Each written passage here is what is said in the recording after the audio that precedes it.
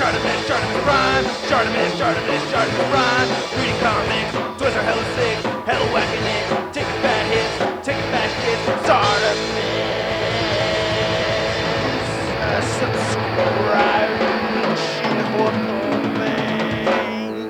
Sasuke. Hey, what's up, you guys? ShartimusPrime here, doing another Throwback Thursday and review redo on the Marvel Legends Series 4 Punisher. Dedicate this video to Alfonso. Thank you, good sir.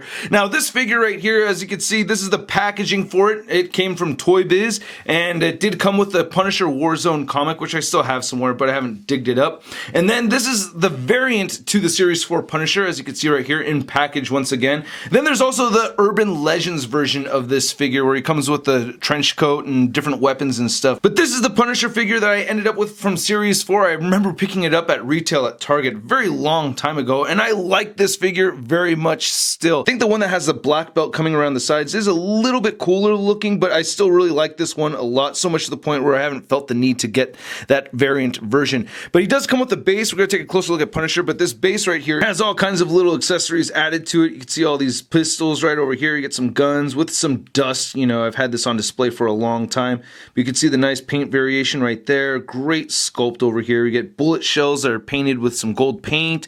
You can get some nice detail on this pistol right over here with the brown on the handle. I mean, this is just really well done. We don't get this stuff from Marvel Legends at all anymore. Then looking at the top piece, I mean, that's just incredible looking as well. Look at all this detail in here. I love that. It looks like it's real wood over here. You can get some silver painted on the nails. The brick looks great. Just the details throughout this whole thing are just incredible. I can't say that enough. Then this piece right here detaches. You get a peg right there, so you can put Punisher on there. Another peg over there.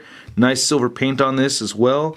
Not much going on the back, you know, it's a display piece, but you do get a hole right there so you can put a push pin through there and hang it on the wall, which I love that they did that. And then you can just reattach this piece right over here and it plugs in nicely. Then he comes with two weapons. Unfortunately, Punisher does not come with a holster to store this, so that's a little bit of a bummer. And then there's the automatic weapon that he has right here. You can see the clip right here is painted with some silver, some nice gunmetal color coming around over here. I think this is really cool. Now, getting him to hold these is a little bit tricky. If you'd see my original review, that's really the only real gripe I had with this figure, is that getting him to hold these guns, it's a little bit weird right here with the hands. They kind of fall out easily, and it does require a bit of balancing, but, you know, you can get him to hold both of these guns. It's just, you know, not the funnest thing in the world. See, when it droops like that, that's not very cool. So I think I have to keep the pistol in the right hand because that droops a little bit less.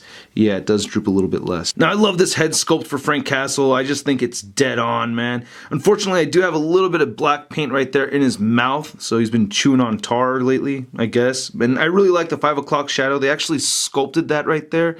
I think this is a Dave Cortez sculpt. I'm not 100% sure, but I'm pretty sure Dave Cortez sculpted this. He was really into doing a lot of texturing and stuff like that, along with Phil Ramirez. I really love both of those sculptors. I wish they were sculpting Marvel Legends again. That would be incredible. But anyway, the hair right here, you get that ShartimusPrime slick back hair, which is going to change. I think I'm going to get a mohawk. I don't know. Let's see if we get a mohawk or not. Anyway, looking on the back right there, the slick back look still looks really good. And then right here, you can see some of the hair falling over the face. And I think the black belt version comes with a little bit more scars. The Punisher logo is incredible on this. I love that you actually have seams right over here for the skull shape. Same thing with the eye sections, so it's a sculpted logo. Then you get this piece right over here. And I like this wash look that they have right here on the belt too. That looks really good on the pouches and everything. I think that's really dope. Even painted some of the buttons black right there. The hands do look a little on the big side on this figure for me for some reason. So, you know, really, that's my only real complaint with this figure is the hands. But we do have some nice blue paint in there. It's very, very subtle. You can see the blue and the white sections with the darker setting. And then looking at the pants, they sculpted out the wrinkles. Again, I wish he had a holster on the side. We get some more pouches right there. A lot of nice seams and wrinkles on this. He has knee pads. They even have some scuffing painted on there. That's really dope. And again, the boots look really cool too. Damn. Yeah, that's really awesome. All these little straps. Get different colors of white right there. This is just incredible. Silver buckles and all that. Pickles at the bottom of the feet. So at the back of the figure. It's just a solid figure through and through. I have a couple little gripes with the articulation on this guy. For instance, you cannot get him to look up. That's a little bit of a bummer. You can look down just a little bit. You get side to side movement over here and a little bit of a tilt. Not much of a pivot. You get shoulders that move all the way outward. You can move them forward. He has a bicep swivel, double jointed elbows. He rotates at the glove right here. And his wrist does hinge up and down, and all 4 fingers hinge change forward and back. Same thing with this side. You actually cannot do a full 360 with this waist swivel over here. It stops right there and it stops there. He has no ab crunching, which I can understand because of this big piece right over here.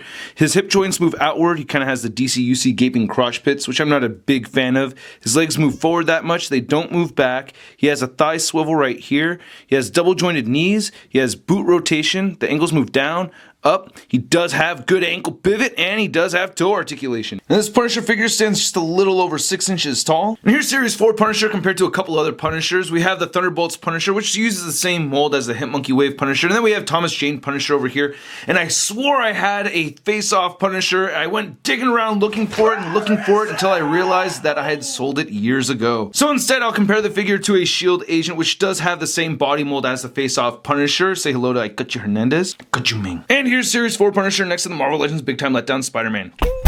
So it's impressive to me that after all these years, I still love this Punisher. This is still my favorite Punisher figure. If you don't have Punisher in your collection, I recommend getting the Series 4 variant that has more black on the belt. I think that one looks a little bit cooler. If I ever see that loose somewhere at a toy show, I may pick it up. And I am very excited for John Bernthal playing Punisher. Check out my fan art right over here. I'm very, very stoked for that. And I hope you guys liked my video. If you did, click one of these buttons over here for more Shart in your face. Follow me on Facebook, Twitter, and Instagram. And make sure you go to marvelousnews.com for the latest in Marvel-related news. I'll catch you guys later. Peace.